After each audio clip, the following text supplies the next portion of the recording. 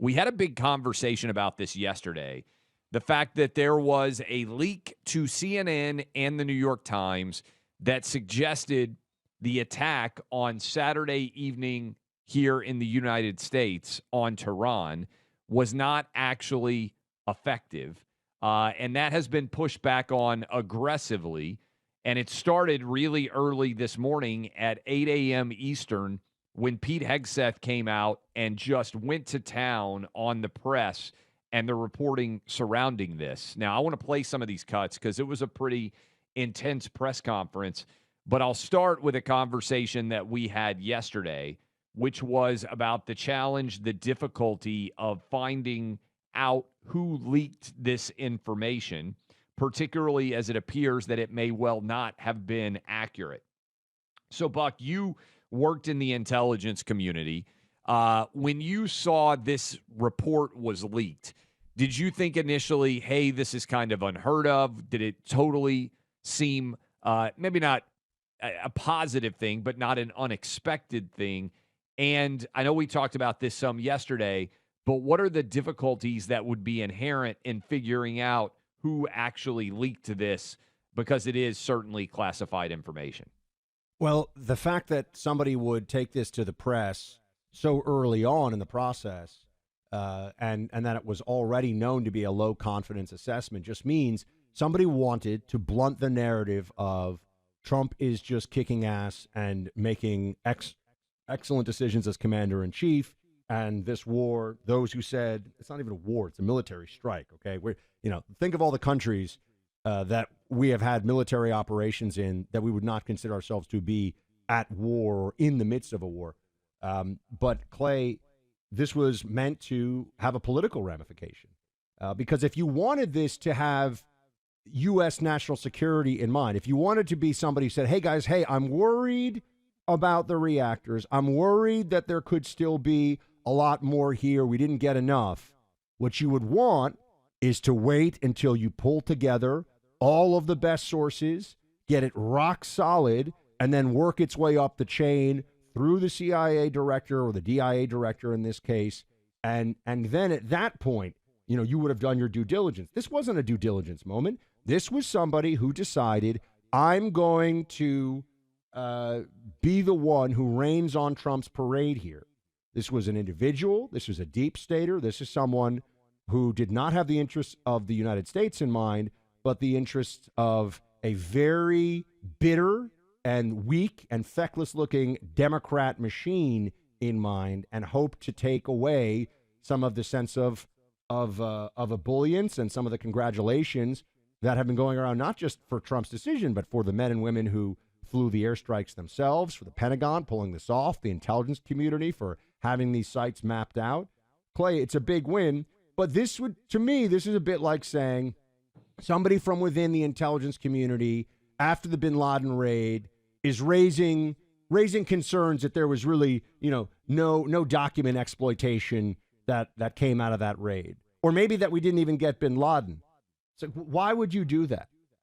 You would only do that if you were trying to hurt. Now, of course, that didn't happen because somehow our team doesn't do those kinds of leaks. That's always a Democrat left-wing thing when there's a leak of classified to hurt a commander-in-chief. But that's what this was. It's very clear. There's no way that this person could have had the level of visibility necessary remember, it's a low confidence assessment. Clay, I was in the room many times with people from DIA, CIA, NSA, go down the list, all of them. And there was squabbling over who's right about very important, and we were at a war, right? We were in the midst of a war. And, things like, hey, could a surge in Baghdad work to stabilize things? Let me tell you something. A lot of fighting and dissenting voices over that. The notion that one person has the keys to the kingdom on the damage assessment is absurd. It's just a political hit, and that's why they should go after the leaker. All right, so let me play some of these cuts. This was from the Pentagon earlier today. Secretary of Defense Pete Hegseth. I do give a lot of credit. We've talked about this on the program. They made everybody get there early. 8 a.m. Eastern time start for this to dominate the news cycle for the day. Here's Hegseth blasting the press in particular for these leaks. This is cut 2. Because you, and I mean specifically you, the press, specifically you, the press corps, because you cheer against Trump so hard, it's like in your DNA and in your blood to cheer against Trump, because you want him not to be successful so bad, you have to cheer against the efficacy of these strikes. You have to hope maybe they weren't effective. Maybe the way the Trump administration has represented them isn't true. So let's take half-truths, spun information, leaked information, and then spin it in every way we can to try to cause doubt and manipulate the public mind over whether or not our brave pilots were successful. How many stories have been written about how hard it is to, fly a plane for 36 hours? Has MSNBC done that story? Has Fox? Have we done the story how hard that is? Have we done it 2 or 3 times so that American people understand? How about how difficult it is to shoot a drone from an F-15 or 16 or F-22 or F-35? Or what it's like to man a Patriot battery? Or how hard it is to refuel midair? Giving the American people an understanding of how complex and sophisticated this mission really was. There are so many aspects of what our brave men and women did that because of the hatred of this press corps are undermined because your people are trying to leak and spin that it wasn't successful. It's irresponsible. Okay, so that's one. Let's continue. This sounds a little bit like Fox and Friends or a hit that Pete Hegseth is doing on Fox News, and it's one reason I think that Trump wanted him in this position because he is a very talented communicator. And that matters in this world where you are really having to lace on the gloves and go head-to-head with the press every single day.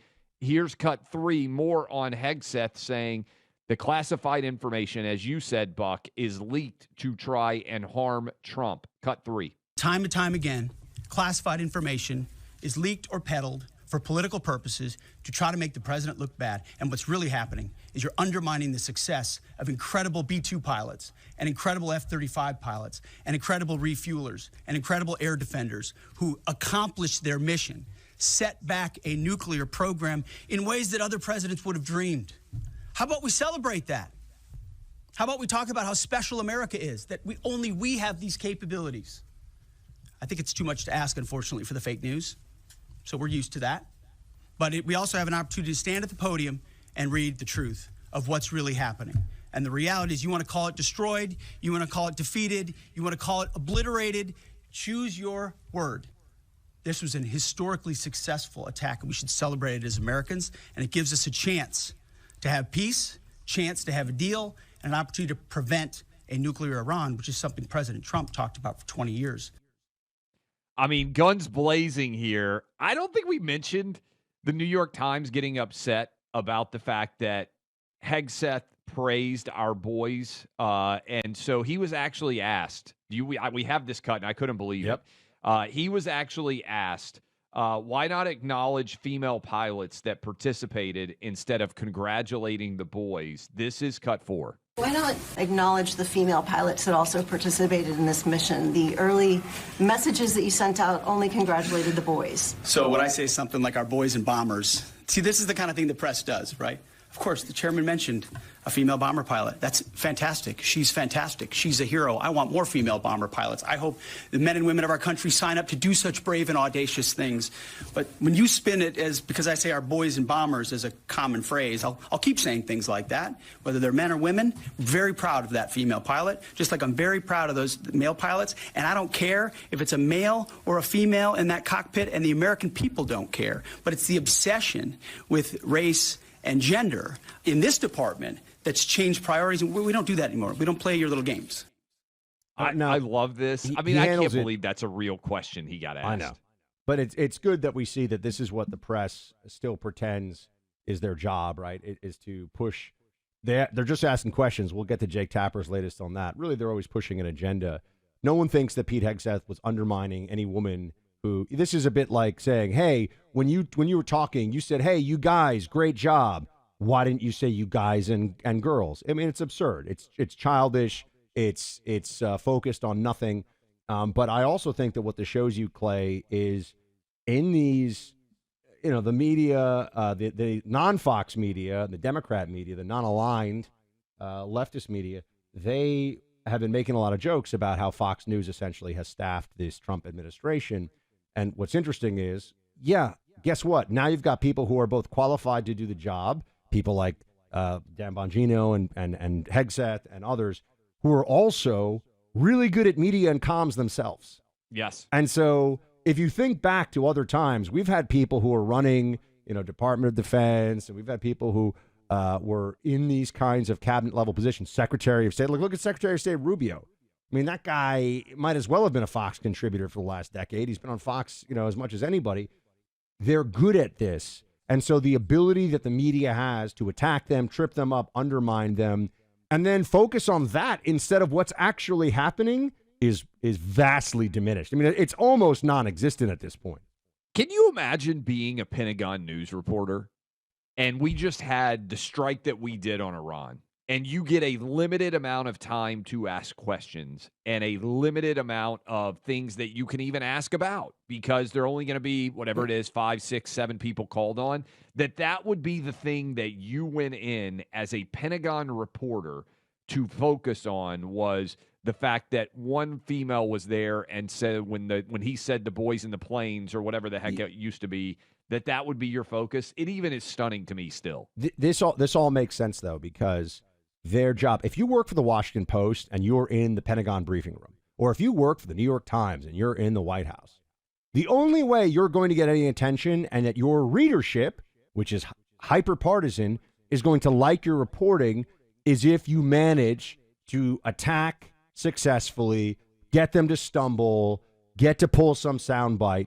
They don't actually care about the information. They don't. They're not there to ask relevant, reasonable questions and get back objective data for the American people. They are there to be partisan attack dogs. And so if they don't do that, they're not actually serving the purposes of their paper.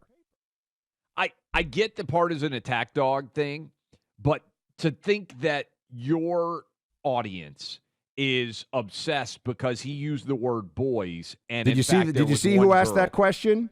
Did you see who asked that question? She's been wagging her finger at people for saying "you guys" for the last 20 years. I guarantee you. I can't believe that is real. And by the way, the New York Times got savaged in their live chat because they had a male reporter who said in real time, hey, well, actually, there was a girl. First of all, when the idea that boys and girls or guys we all understand the concept. I mean, I imagine it comes from the Boys and the Bombers is also a phrase, boys in the boat, which was one of the best-selling books, a great book, by the way. But are there any women that were actually offended by that?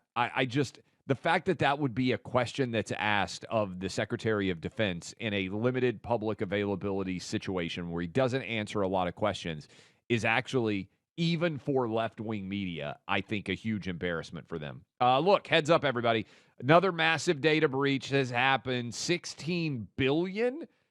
16 billion? Login credentials have been leaked. Apple, Google, Facebook. Passwords stolen using malware, 16 billion of them. Eventually, they're going to end up on the dark web. Important to understand how cybercrime and identity theft are affecting our lives. Lots of places can accidentally expose your personal info. That's why LifeLock monitors millions of data points a second for risk to your identity.